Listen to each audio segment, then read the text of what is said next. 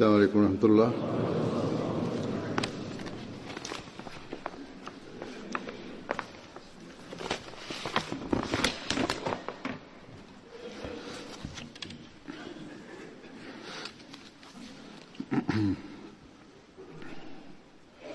أشهد أن لا إله إلا الله وحده لا شريك له وأشهد أن محمدا عبده ورسوله أما بعد فأعوذ بالله من الشيطان الرجيم بسم الله الرحمن الرحيم الحمد لله رب العالمين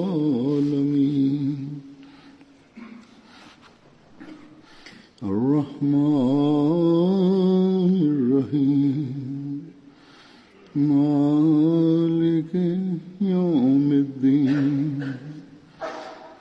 إياك نعبد وإياك نستعين اهدنا الصراط المستقيم صراط الذين أنعمت عليهم غير المغضوب عليهم ولا الضالين.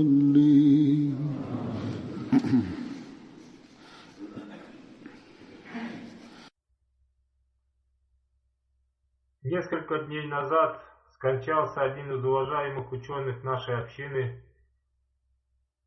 господин Усман Чу. Инна лилляхи ва инна иляйхи раджиун.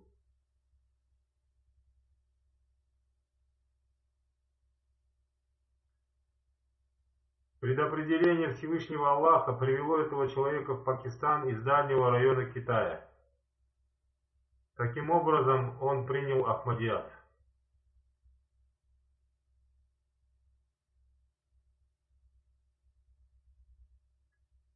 О том, как он принял Ахмадият, получил религиозное образование и посвятил свою жизнь исламу и Ахмадияту, он написал в своей автобиографии.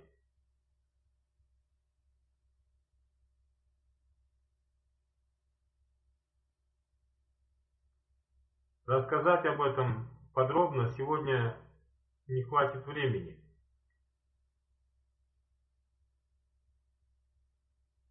Кроме этого, он подробно рассказывал людям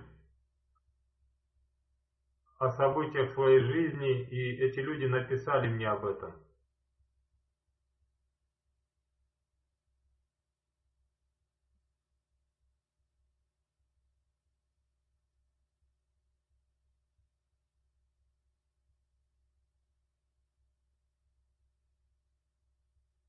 Я не смогу прочитать вам все эти письма, но постараюсь рассказать вам об этом, насколько позволит мне время.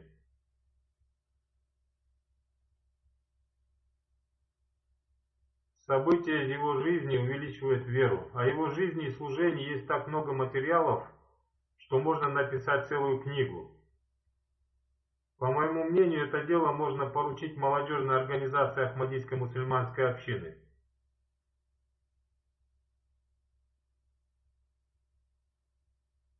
Сейчас я представлю вашему вниманию небольшой рассказ об этом почтенном человеке, дервише, посвятившем свою жизнь исламу и Ахмадияту. Он был святым и совершал поступки согласно своим знаниям. Его жизнеописание является особенным примером для тех, кто посвятил свою жизнь религии. Также его жизнь является примером и для обыкновенных людей.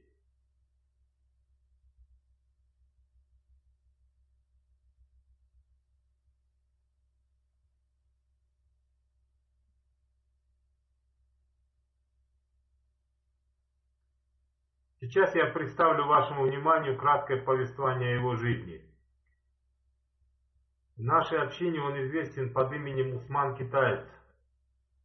Его полное имя Мухаммад Усман Чу Чангши. Он родился 13 декабря 1925 года в округе Анхуй в мусульманской семье.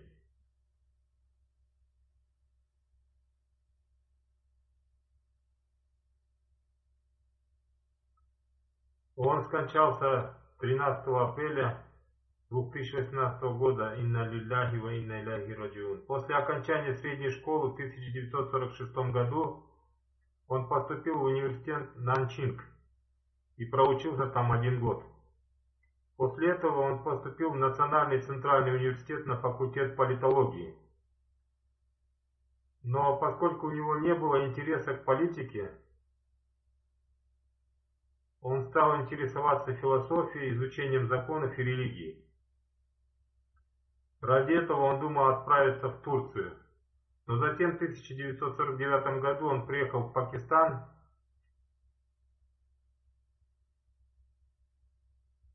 Он принес обет верности после глубокого исследования и после этого стал получать знания в Исламском университете Джамия Ахмадия. В апреле 1957 года он получил диплом Шахадат-уль-Аджаниб. Это краткий курс миссионеров. 16 августа 1959 года он посвятил свою жизнь исламу и Ахмадияту. В январе 1960 года он был назначен миссионером. В апреле 1961 года он приехал вновь, чтобы закончить полный миссионерский курс.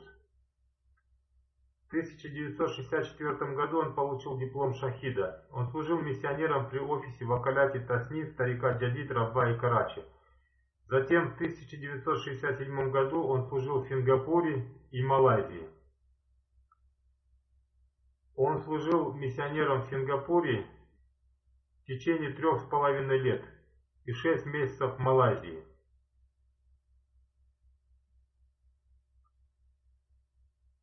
В 1970 году он вновь вернулся в Пакистан и служил там в качестве миссионера. Ему посчастливилось совершить умру и хадж.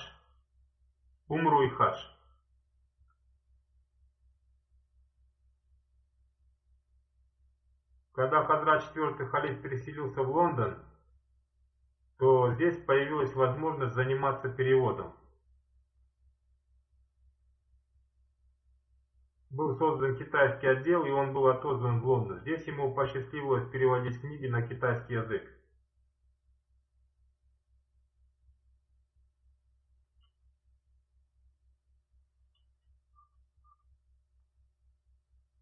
Особенная книга, которую он перевел, был Священный Коран.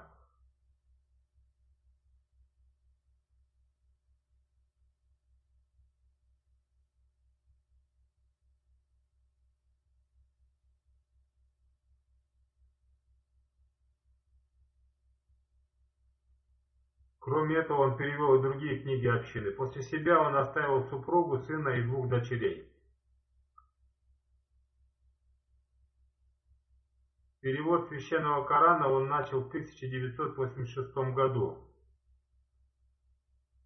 Он был вызван в Лондон в июне 1986 года. И Хазрат IV халиф поручил ему это дело.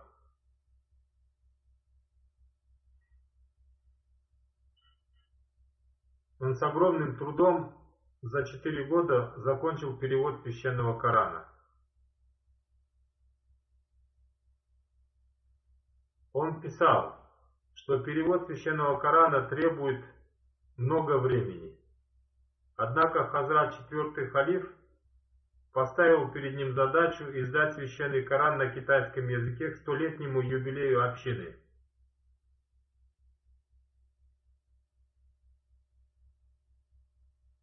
Он писал, что очень беспокоился о том, чтобы закончить перевод Священного Корана к этому времени.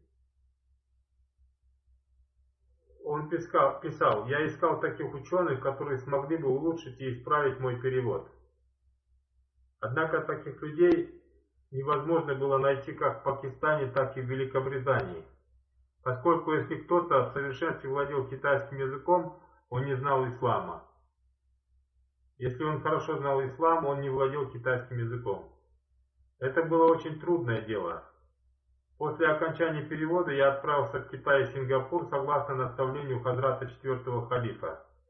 Там я встретился с филологами и улучшил свой перевод. По милости Всевышнего Аллаха был подготовлен очень хороший перевод. Я бы не смог сделать это дело без милости Всевышнего Аллаха.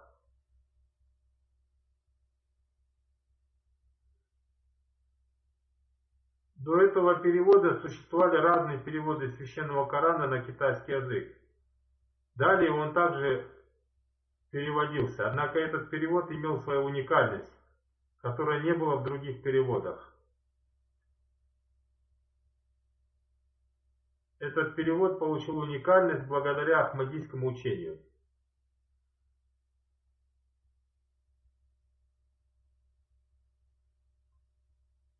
После его публикации было получено множество писем с мнением знаменитых филологов.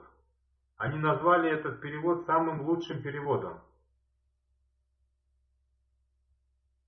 Этот перевод получил известность, и многие люди желают теперь обрести его.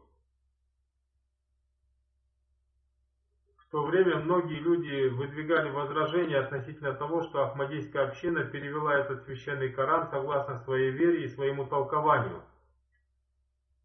Однако, несмотря на это, они хвалят перевод. В Китае есть один профессор по имени Линг Санг.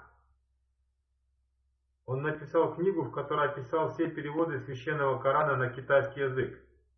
В этой книге он упомянул и о нашем переводе. Нашему переводу он посвятил целых 15 страниц. Профессор Линг Санг, рассказывая об особенности этого перевода, писал: обычно, когда переводят богословы, они оставляют без перевода некоторые арабские слова. Они оставляют эти слова, затем в сноске комментируют их. Видно, что они сами сомневаются в правильном переводе этих слов. Особенность перевода господина Усмана состоит в том, что он перевел и эти слова. Основу этих слов он комментирует в ссылке. Он внес в сноски все подтверждающие ссылки. Я написал рецензию на этот перевод, и после этого господин Усман много раз встречался со мной. В отношении него у меня сложилось такое мнение, что он очень скромный, смиренный, искренний человек, действующий согласно повелению Всевышнего Аллаха.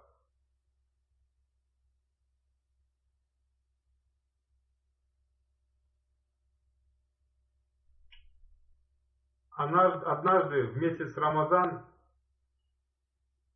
я пригласил его к себе домой. Он соблюдал пост. Он считал священный Коран наивысшей Божьей книгой. Хотя его перевод и толкование не совпадают с переводами и толкованием Ахли Сунна валь Джамаат, я не могу отрицать, что этот человек является единобожником, любит посланника Аллаха, саллаллаху алейхи вассалям, и соблюдает все повеления Бога.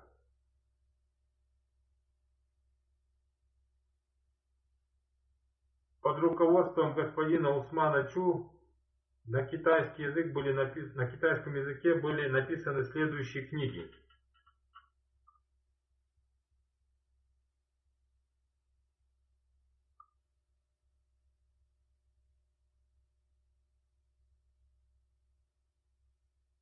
Мое жизнеописание на китайском языке, введение в мораль.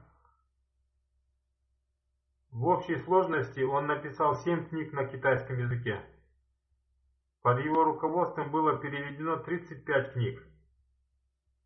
К примеру, знакомство с Ахмадийской мусульманской общиной, знакомство с исламом, основные вопросы ислама и ответы на них, концепция джихада и Ахмадийская мусульманская община, служение Ахмадийской мусульманской общине в мире, в чем необходимость ислама.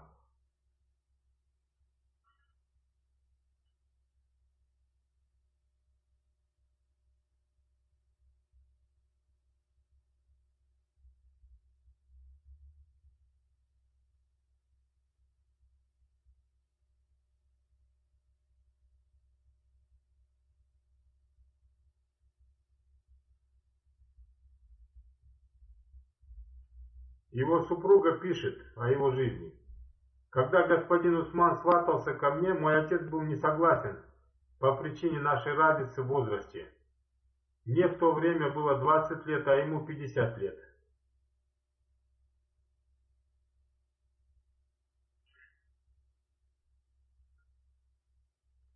Мой отец в течение длительного времени не говорил мне об этом. Однако однажды он положил его письмо передо мной и сказал, чтобы я решила сама. Мне приснился сон, будто я стою одна с пустыми руками на одной из площадей какой-то страны. Я думала, что со мной случится в будущем. И вдруг я увидела, что недалеко от меня стоит человек в белых одеждах. Затем я услышала голос, который гласил, что все мои нужды будут исполнены посредством этого человека. После этого я увидела господина Усмана, облаченного в белые одежды. Я лежала, а он стоял рядом со мной. Когда позднее я увидела фотографию господина Усмана, я узнала в нем того человека, которого видела во сне. После этого я согласилась выйти за него замуж. Мы были помолвлены 4 года. В связи с политической обстановкой мне не выдавали паспорт.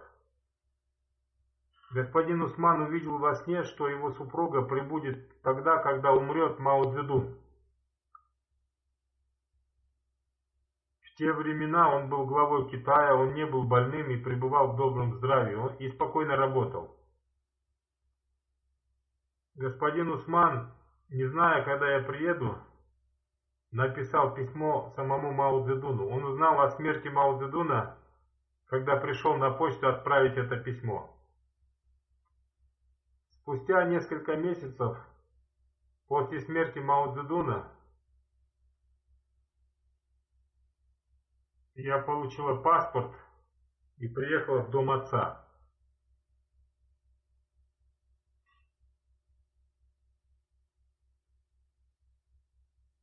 В эту ночь был сильный ливень, хотя до этого в этом районе была засуха. Ливень был до того сильный, что дороги были затоплены.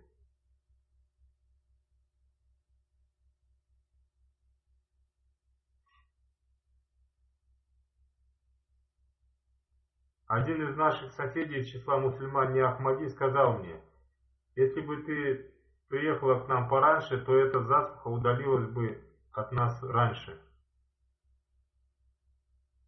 Я начала готовиться к поездке за неделю раньше. У меня не было много багажа, у меня было всего лишь пара одежд и некоторые другие вещи, которые дал мне младший брат господина Усмана. Я приехала в Карачи 12 августа 1978 года. Там мой обряд бракосочетания провел господин Чодри Мухаммад Мухтар. Он и стал моим опекуном. Через 3 дня мы должны были посетить посольство Китая. Мы ехали на поезде, в котором были отдельные места для мужчин и женщин. Когда пришел поезд, и я должна была войти в вагон, я не смогла сделать это из-за толпы народа. Я была очень обеспокоена этим. Один из полицейских офицеров, увидев мою обеспокоенность, организовал мою поездку в посольство Китая. Я соблюдала порду и была одета в длинное платье. Служащие посольства не поверили, что я китаянка.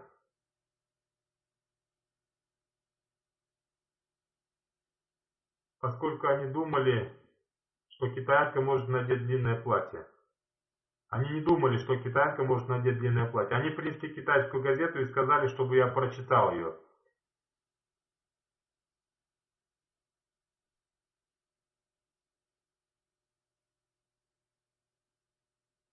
Одним словом, это длинный рассказ, но она каким-то образом добралась до посольства.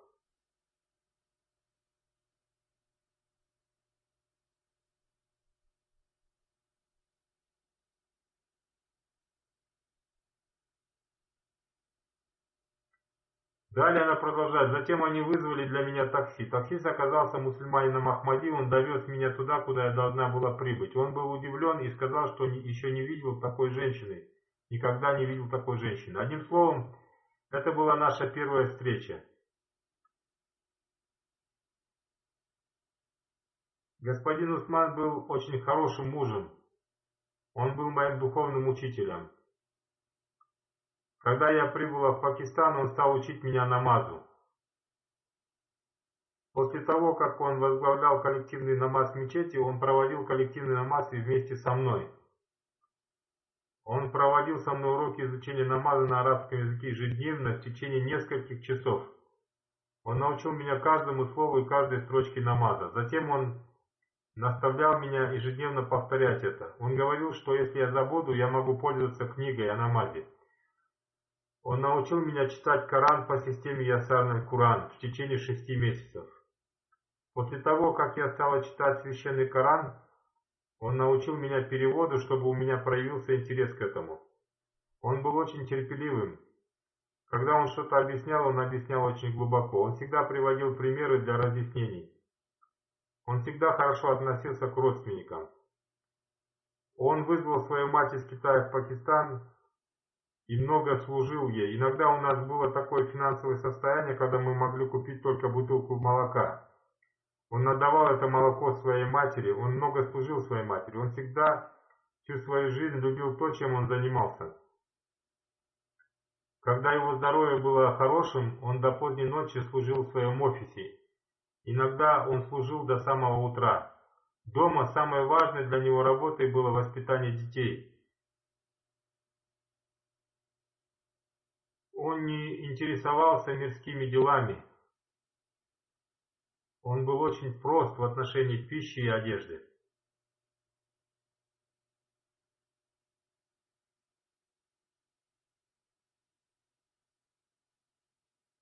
Его дочь, доктор госпожа Куратуль-Айн, пишет: «Мне трудно описать словами особенности моего отца.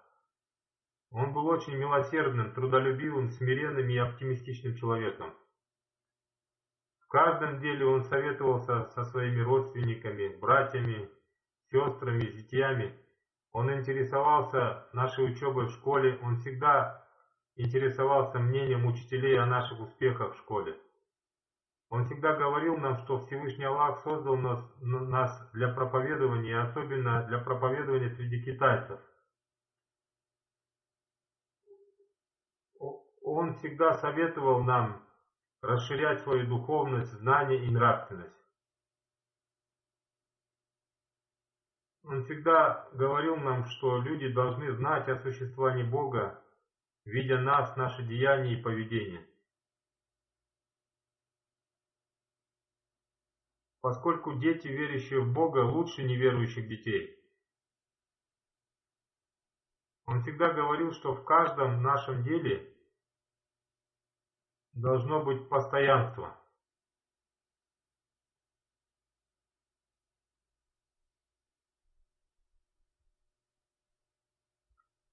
Он никогда не ругал нас. Он всегда разъяснял нам мягкостью.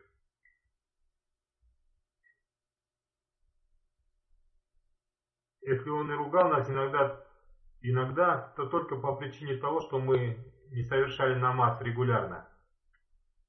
Он всегда брал нас с собой в мечеть ради того, чтобы мы привыкали к пятикратной молитве.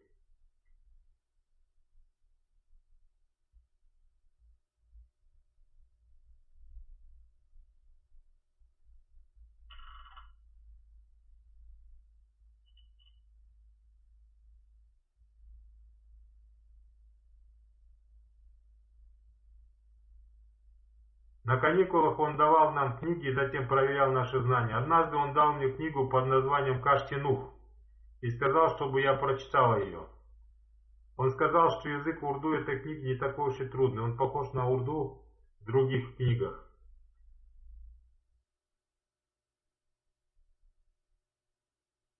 Он сказал, что это первая книга, которую он прочитал в университете Джамия Ахмадия. Кроме того, он беспокоился о том, как я стану соблюдать фарду, обучаясь в университете.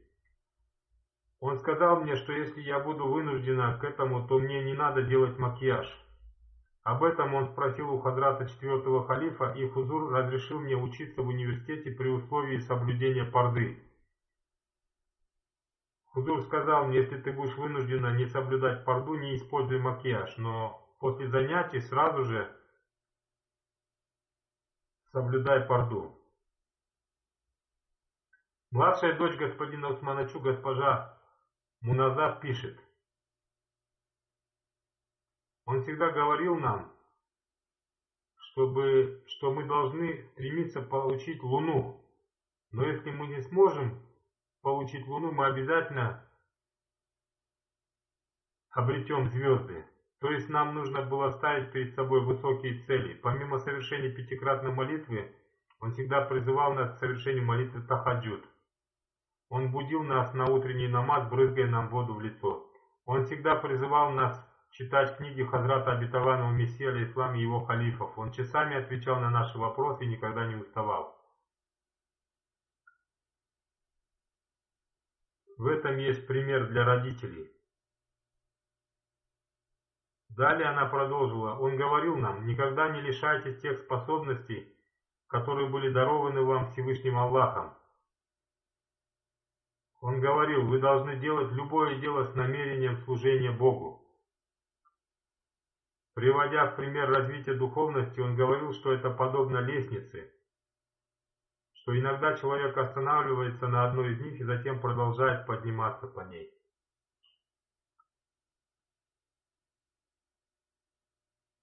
Он всегда учил нас жить скромной и смиренной жизнью, предпочитая нужды других людей над своими нуждами.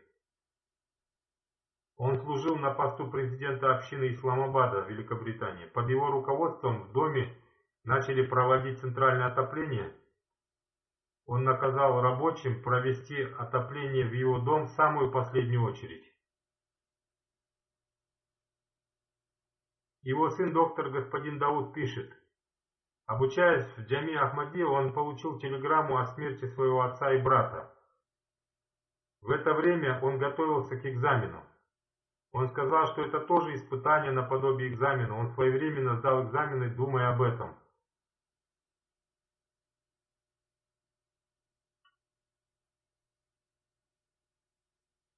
Он очень сильно желал проповедовать среди китайского народа.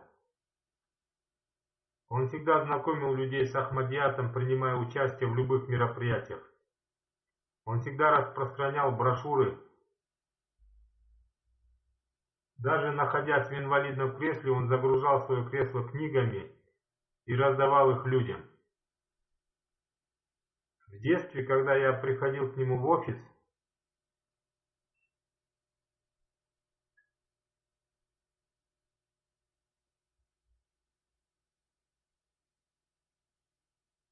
он не разрешал мне пользоваться ручками. Он говорил моей матери, чтобы она покупала мне отдельные ручки. Когда я нуждался в ксерокопии, он отправлял меня за своей бумагой и только после этого разрешал пользоваться принтером.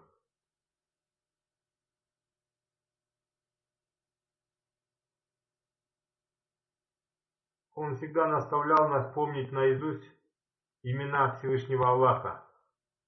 Он написал поэму на китайском языке, в которой восхвалял все имена Бога. Он читал эту поэму ежедневно ночью. Дома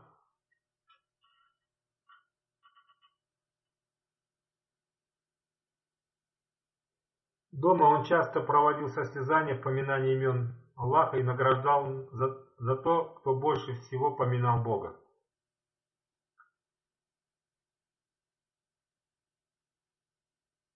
2 или 3 месяца тому назад он приехал ко мне вместе со своим зятем и другими членами семьи. Он записал для себя то, о чем он должен был спросить меня, поскольку он уже не мог много говорить. Во-первых, он написал о том, что он ослабел и не может встать с инвалидного кресла. И поэтому он просит прощения за то, что не может встать с кресла при встрече. Он имел огромное уважение к институту халифата. Он также сказал, чтобы я помолился за него, поскольку он имеет решимость проповедовать до своего самого последнего вздоха. Он написал, что не может посещать офис и поэтому просит разрешения находиться и работать дома.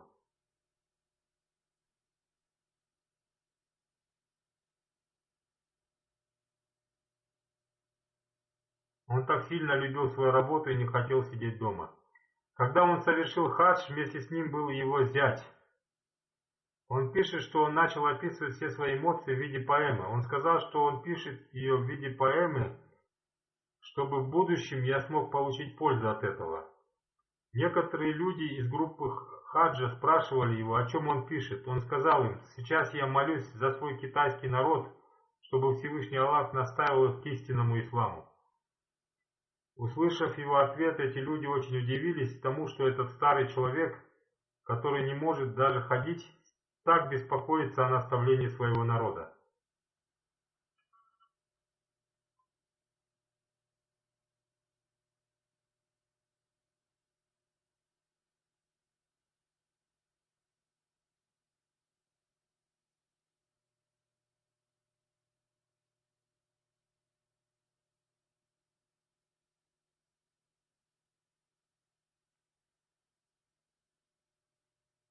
Господин Усман Чу писал: в Китае смешалось учение буддизма, конфуцианства и даосизма. В настоящее время китайцы поступают согласно этим трем учениям. Теперь эти люди объединили эти три учения и создали из него одно учение. В этом учении большую часть внимания они уделили учению о нравственности.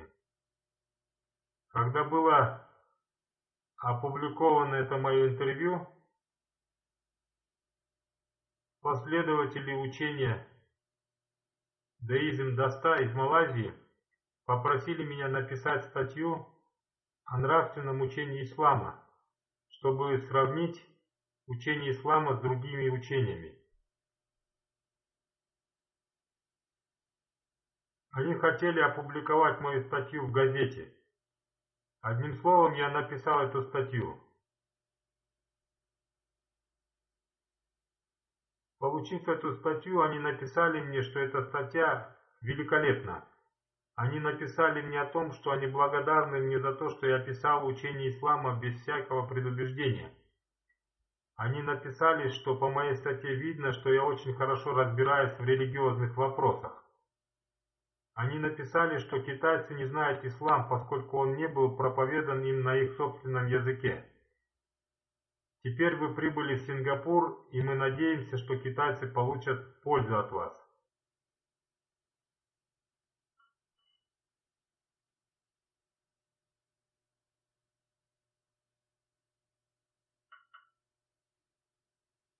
Его однокурсник господин Ага Сайфулла пишет: мы учились вместе. В молодости он был святым и обладал хорошим поведением. Он совершал намаз с большим смирением и возносил мольбы с рыданием. Он часто совершал дополнительные молитвы и соблюдал дополнительные посты. Он щедро поминал Всевышнего Аллаха. Он благодарил Всевышнего Аллаха за благо, дарованное ему в виде Ахмадията. Он всегда выражал свою любовь, преданность и искренность к Ахмадияту. В студенческие годы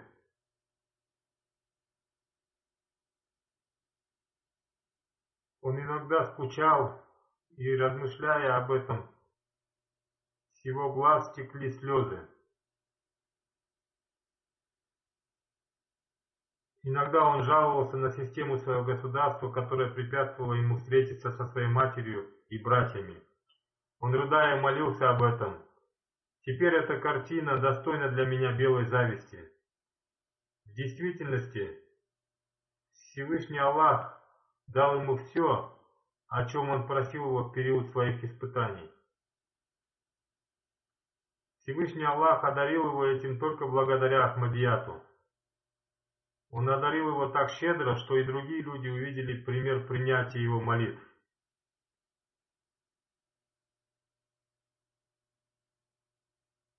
В период своей учебы мне посчастливилось пребывать в обществе Мауляны Гулама Расула Раджики, Маульви Абдул-Латифа Бахавал-Пури, Сахибзады Абуль-Хасана и других почтенных людей. Я просил их молиться за меня и видел примеры их мольбы. Я могу сказать с полной осторожностью о том, что видел отражение этих людей в молитвах, рыданиях и принятиях мольбы господина Усмана. Он всегда просил меня и тех, с кем встречался, молиться за него. Он был очень разумным и обладал разумом верующего человека. Он был очень осторожен в своем мнении относительно системы общины.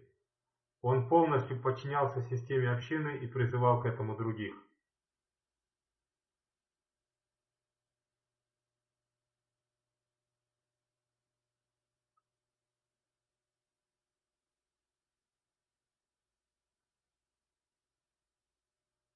Он был духовно предан институту халифата.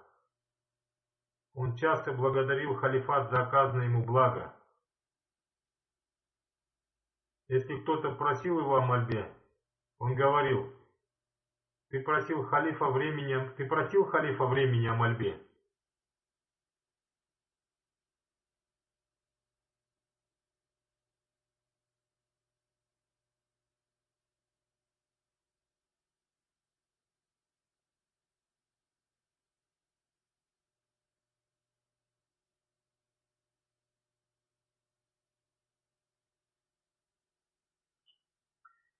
Президент общины Исламабада, Великобритании, доктор господин Ризван пишет: он так сильно любил молиться, что никогда не пропускал молитву, несмотря на то, что в последние дни он тратил много времени на то расстояние, которое обычный человек мог пройти в течение 2 минут.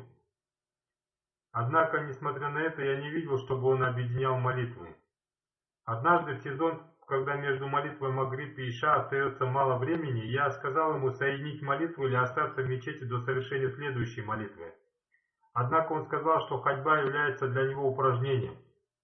Он сказал, что получит награду за каждый шаг, который он делает в сторону мечети. Он сказал, что в этом и заключается причина того, что он не объединяет молитвы.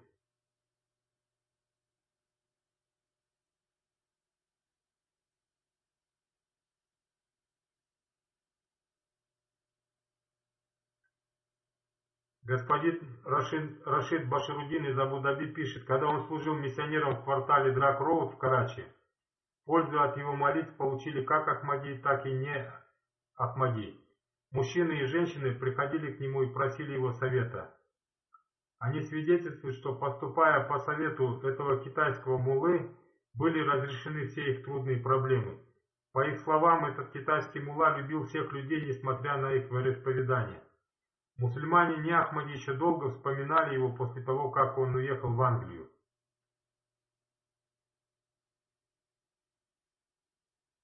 Я заметил, что он очень сильно скучал по своей матери.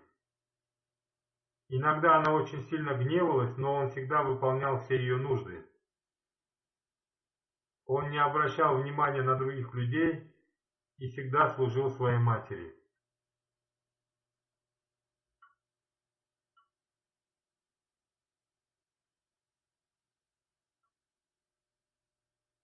Господин Маджанов Мухаммад из общины города Токмок, Кыргызстан, пишет: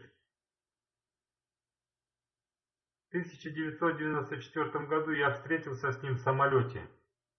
Вначале я не знал, кто он, мусульманин или ученый Ахмадийской мусульманской общины. Когда самолет взлетел, он сказал «Бисмилля», когда я понял, что он мусульманин.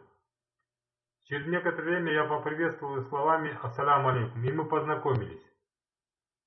Когда мы начали говорить, он спросил меня: знакомы ли вы с Ахмадийской мусульманской общиной? Я ответил нет. Он спросил меня: читаете ли вы китайский перевод Корана? Я ответил: да, читаю. Он спросил: сколько видов Корана в китайском переводе вы знаете? Я ему ответил, что читал и читаю все переводы, которые существуют на данный момент. Он спросил: знаю ли я китайских переводчиков Корана? Я ответил, что знаю практически всех. Он спросил: знаю ли я переводчика по имени Усман Чу? Я ответил, что знаю, но не видел и не читал его перевод Корана. Он спросил, откуда ты знаешь Усмана Чу? Я сказал, что слышал про Усмана Чу, но, к сожалению, не видел, не читал его перевода. После этого он сказал, что он и есть Усман Чу. Я не поверил своим глазам. Он дал мне номер своего телефона и адрес своего места временного проживания. Когда мы прилетели через 2 дня, он позвонил мне и пригласил меня в гости. Я не ожидал, что такой большой человек, такой большой ученый пригласит меня в гости. Когда я пришел к нему, с ним было 2 молодых парня пакистанца. Мы поговорили 10 минут, и он пригласил меня в ресторан. Я сказал ему, что он гость, и наоборот, я должен пригласить его. Но он сказал, ты пока студент, я же взрослый человек.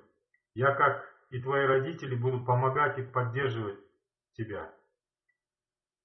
После этого мы отправились в ресторан.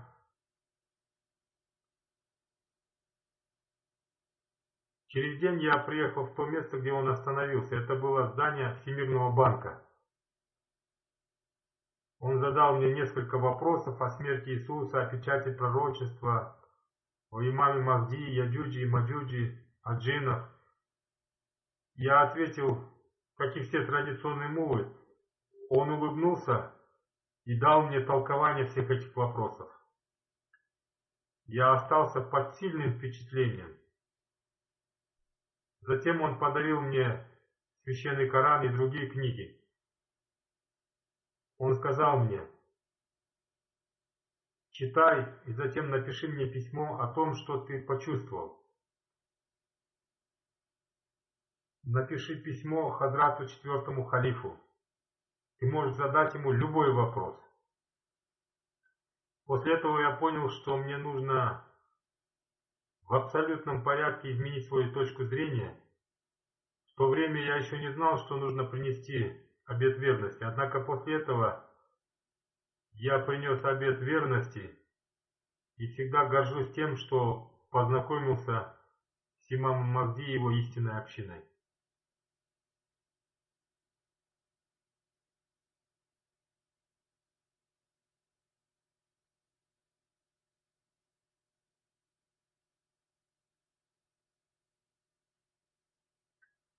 Господин Шаад пишет, однажды я вместе с господином Усманом ехал на поезде из Радвы в Карачи. Мы поехали для того, чтобы принять участие на детском собрании, поэтому вместе с нами было 60 детей. По пути мы совершили коллективный намаз, и по этой причине пассажиры из числа не Ахмади узнали, что мы являемся мусульманами Ахмади. Среди мусульман не Ахмади были и богословы, которые стали подстрекать людей против нас. На нас была возложена обязанность обеспечить безопасность детей. Господин Усман сказал, чтобы и на него возложили какую-то обязанность. Я сказал ему, что его обязанностью является то, чтобы он сидел на верхней полке вагона и возносил мольбы. После этого он стал молиться. Один из богословов стал составлять план нашего избиения на вокзале в Мултане. Но ничего не произошло. Когда мы проезжали мимо вокзала Мултана, мы заметили, что богослов, который строил такой план, спит. Таким образом, мы были спасены от этой смуты. На следующей остановке этот богослов вышел из поезда. Господин Аднан Зафар пишет, однажды государственные органы не стали выдавать мне паспорт. Они сказали, что я не существую в их данных. Я постоянно в течение 3 месяцев посещал этот офис, но мне так и не выдали паспорт. Я очень отчаялся из-за этого. Когда господин Усман отправился к себе домой после намаза, я встретился с ним. Он сказал, давайте помолимся сейчас. И мы стали молиться там же вместе с некоторыми людьми. Он начал рыдать, вознося мольбу. Он зарыдал так сильно, что мне стало страшно. На следующий день мой адвокат стал звонить в этот офис, но никто долго не брал трубку. После долгих звонков трубку поднял директор этого офиса. Услышав обо всем, он сказал, чтобы я пришел к нему сам. Он назвался мистером Ричардом. На следующий день я пришел в приемную и попросил встречи с мистером Ричардом. Мне сказали, что он начальник и не может принять меня. Они сказали, что сами решат мою проблему. Они даже не хотели сообщать ему о моей просьбе встретиться с ним. Я сказал им, что господин Ричард сам просил, чтобы я пришел к нему. В итоге один из этих людей пошел к нему, и мистер Ричард сам пришел ко мне. Он попросил меня войти в кабинет. Он сам проверил все мои данные в компьютере, затем позвал своего секретаря и в письменном виде распорядился выдать мне паспорт. Он сам проводил меня до выхода. Все служащие, увидев это, очень удивились. Они подумали, что это за иностранец, которого так сильно уважает их начальник. Я понял, что все это произошло благодаря мольбам и рыданиям господина Усмана. Дело, которое мы не могли сделать за 4 месяца, было сделано за 1 день. Всевышний Аллах сделал это дело посредством рук начальника.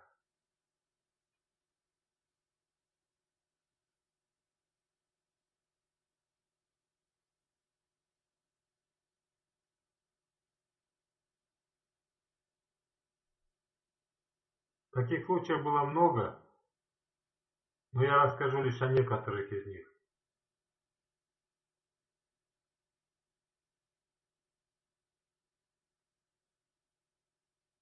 Миссионер господин Саид Хусейн Ахмад пишет: мы организовали еженедельное собрание. У нас не было своего транспортного средства, и поэтому мы всегда ездили на собрания на автобусе. После собрания мы всегда оставались в домах членов комитета управления общины. Господин Усман никогда не ждал долго и иногда отправлялся пешком к себе домой. Если по дороге встречался автобус, он садился в него, иначе он всегда ходил пешком. Однажды он пригласил нас к себе домой. Мы спросили, где он живет. Он сказал, что живет в том зале, где женщины проводят свои собрания. Он говорил, что когда женщины приходят сюда для проведения собрания, я убираю свои вещи. Здесь я живу, здесь я и питаюсь. Он очень скромно жил в таком маленьком помещении. Господин Рашид Аршад в течение длительного времени служил вместе с ним в китайском отделе. Он прослужил вместе с ним в течение 33 лет. Он пишет, что господин Усман был для них примером в совершении коллективной молитвы и богослужения.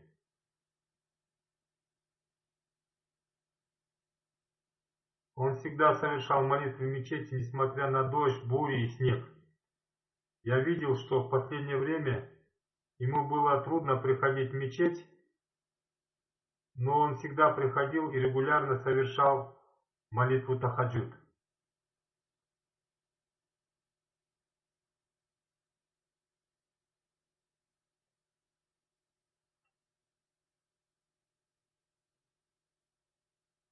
Однажды мы вместе с ним отправились в один из отдаленных районов Китая. Ночью мы долго говорили с одним из мусульман Ахмади. Я думал, что утром будет трудно проснуться для совершения молитвы тахаджуд. Однако утром я увидел, что господин Усман совершает молитву тахаджуд. Он никогда не пропускал молитву тахаджуд, даже если она была короткая. Господин Усман писал: когда я приехал из Китая в Радву, я увидел, как святые люди Радвы совершают молитву, итикаф, возносят мольбы, и Всевышний Аллах слышит их мольбы. Это оказало на меня особенное влияние. Я намеревался идти по стопам этих людей.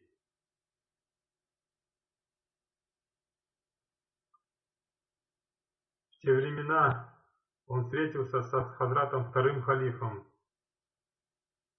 с Мирзой Баширом Ахмадом, Мирзой Шарифом Ахмадом, Мауляной Гуламом Раджики, с Хазратом Мухтаром Шah Джаханпури, с Хазратом Ибрагимом Бакапури, с Саидом Валиулла Шахом.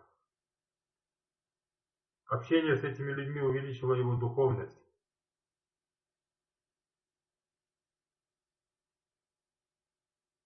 Он имел крепкую связь с Богом.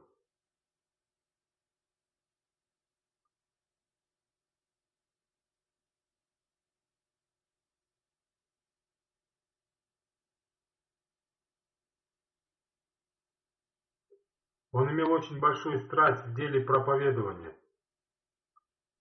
Обычно он мало говорил, однако во время проповедования у него возникала страсть и сила, и он мог говорить часами. Иногда он так долго говорил по телефону, что не чувствовал этого. Он был гостеприимным человеком по наследству. Он часто говорил, что его отец был гостеприимным человеком. Он говорил, что в их деревне не было никаких гостиниц, и поэтому все люди останавливались в их доме. Его супруга помогала ему в деле гостеприимства.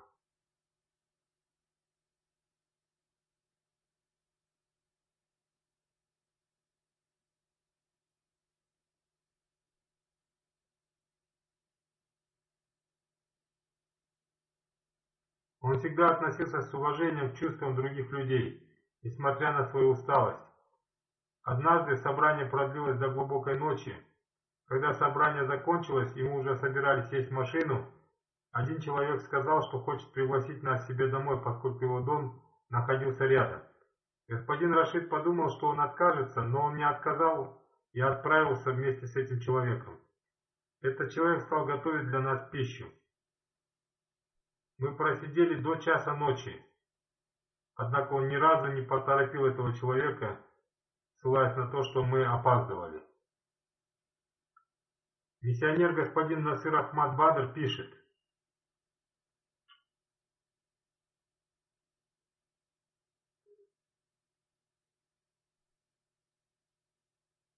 мне было поручено изучать китайский язык. После этого я связался с господином Усманом. Мне посчастливилось пройти многие районы Китая с проповедями. Господин Усман всегда давал мне хорошие советы посредством своих писем. Я проповедовал тысячам китайцев как устно, так и посредством распространения брошюр.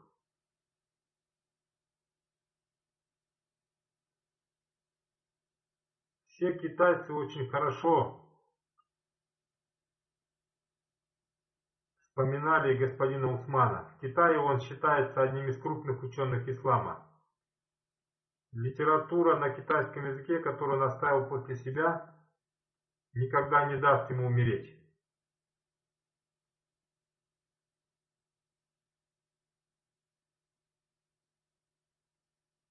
Получив пользу от учения Хазрата Абитавана Мессии алейхиссалам, он написал и перевел множество книг на китайский язык. Его красноречивый язык имел в себе особый магнетизм. Об этом я узнал при посещении одного медресе. Я оставил там некоторые книги. Когда я вновь посетил это медресе, я заметил, что они принимали меня с большим уважением. Я спросил у одного человека: почему вы стали так относиться ко мне, ведь в мой первый приезд вы относились ко мне с подозрением. Он сказал: среди книг, которые вы оставили здесь, была книга под названием «Избранные писания обетованного Мессии». Каждую пятницу наш имам читает отрывки из этой книжки. Услышав содержание этой книги, у человека возникает особое духовное состояние. За всю свою жизнь мы никогда не видели такого писания, поэтому привезите нам больше таких книг.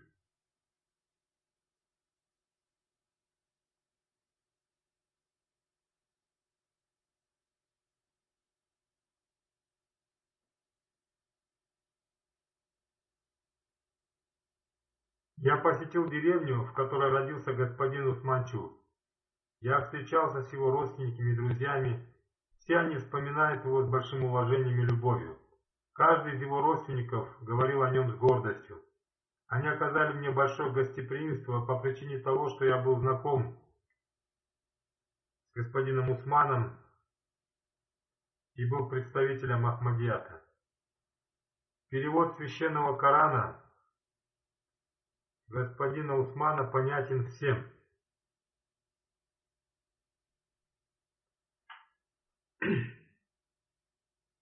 Это очень красноречивый перевод. Несмотря на другие переводы, перевод господина Усмана является очень популярным.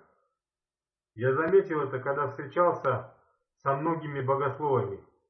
Несмотря на различия вероисповедания, они любили этот перевод. Китайцы желают глубоко понять священный Коран. Когда один из имамов района увидел этот Коран у меня, его глаза засверкали от радости. Он сказал, что давно искал этот Коран.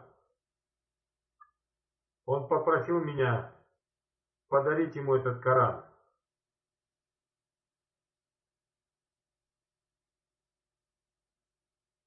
Я сказал ему, что у меня только один экземпляр, и что ему нужно написать господину Усману, чтобы он выслал ему еще одну книгу. Он задумался и спросил, могу ли я дать ему этот Коран лишь на несколько часов, чтобы отксерокопировать его. Этот Коран состоит из 1400 страниц. Увидев его такую сильную страсть и любовь к этому Корану, я подарил ему его. Он так обрадовался, что стал вновь и вновь благодарить меня, будто нашел огромное сокровище. Естественно, это было большое сокровище.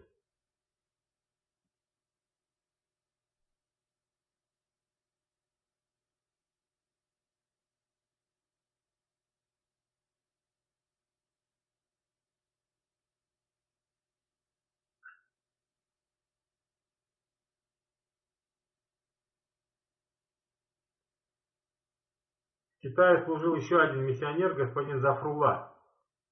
Сейчас он находится в Пакистане. Он пишет, у господина Усмана была большая связь с людьми из Китая.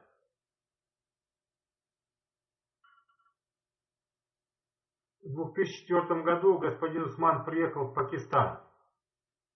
По дороге из Исламабада в Рабу в местечке Калар-Кахар он показал мне место, где в бытность студентом Джамия Ахмадия он соблюдал чилла-каши, то есть пребывал в одиночестве с целью упоминания Всевышнего Аллаха. Господин Усман рассказал мне одно из событий его жизни, когда была принята его мольба. Он сказал, однажды я посетил такую семью, в которой не было детей в течение 10 лет. Они попросили меня помолиться за них. Я помолился и после мольбы увидел сон. В их доме стояла кровать, на которой лежал господин Зафруллахан. Я рассказал им свой сон и сказал, что это благая весть о том, что Всевышний Аллах подарит им сына.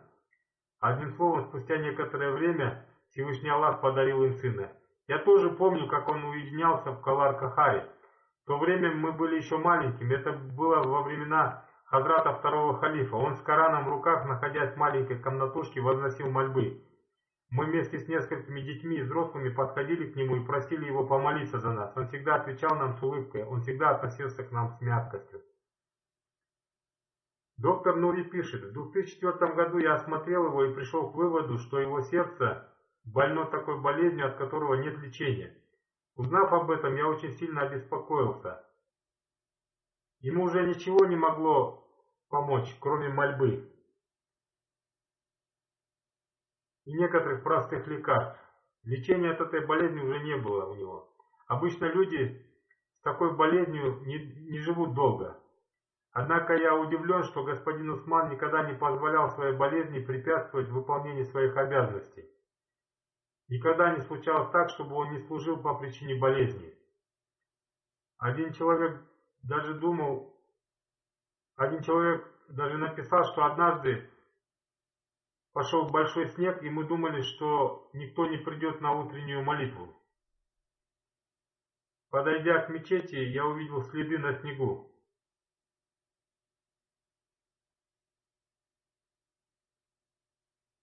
Когда мы вошли внутрь,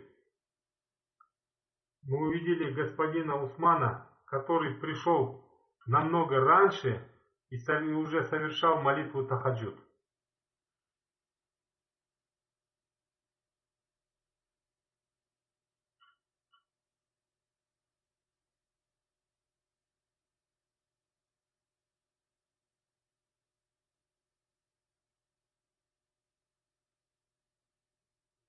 Господин Атауль Муджиб Рашид вкратце описал его жизнь.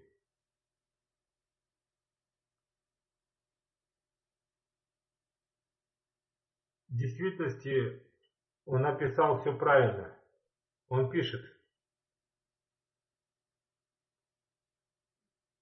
наша община потеряла одного из своих почтенных людей. Он был богомольцем, мольбы которого всегда принимались. Он был регулярен до крайности в совершении молитвы. Несмотря на свою слабость, он всегда посещал мечеть. Он был добродетельным, богобоязненным человеком, от которого никто не получал вреда. Он всегда желал добра каждому человеку.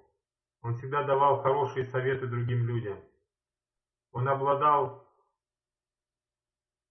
скромной натурой, далекой от церемонности. Он был гостеприимным человеком. Он всегда с любовью приглашал к себе людей. Он был решительным человеком, несмотря на свою слабость. Он всегда с искренностью выполнял свои обязанности. Он обладал сильной страстью в выполнении своих обязанностей. Он был поистине истинным служителем института халифата. Он всегда встречал людей с улыбкой. Кроме этого, есть еще много особенностей, которые описал господин имам. Пусть Всевышний Аллах возвысит его степенями в раю, пусть Всевышний Аллах одарит терпением его супругу. Пусть Всевышний Аллах убережет их и станет их помощником. Пусть Всевышний Аллах продолжит его благие деяния среди его потомства. Пусть будет так, чтобы они пошли по его стопам. После пятничной молитвы я совершу его погребальную молитву в отсутствии тела покойного.